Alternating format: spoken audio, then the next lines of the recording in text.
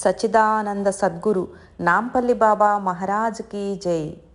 శ్రీ నాంపల్లి బాబా గారు నడిచేటప్పుడు తల వంచుకొని అతివేగంగా నడిచేవారు. వెంట నడిచేవారు పరిగెత్తవలసి వచ్చేది. శ్రీ నాంపల్లి బాబా గారు ఎప్పుడూ ఎవరిని పడితే వారిని ఏమీ అడిగేవారు కాదు. అంతకు పూర్వం వారి దగ్గరకు వచ్చిన వారు కనిపిస్తే ఎంత దూరంలో ఉన్నా సరే చిన్న అరచేతి చరుపుతో పిలిచేవారట. ఆ శబ్దం పక్కనున్న వారికి కూడా వినిపించే అవకాశం ఉండదు. కానీ ఎవరిని ఉద్దేశించి అలా చరిచారో వారికి మాత్రమే వినిపించి ఆగి వెనుకకు వచ్చేవారట. బాబాగారు సిగరెట్లు చాలా ఎక్కువగానే కాల్చేవారు.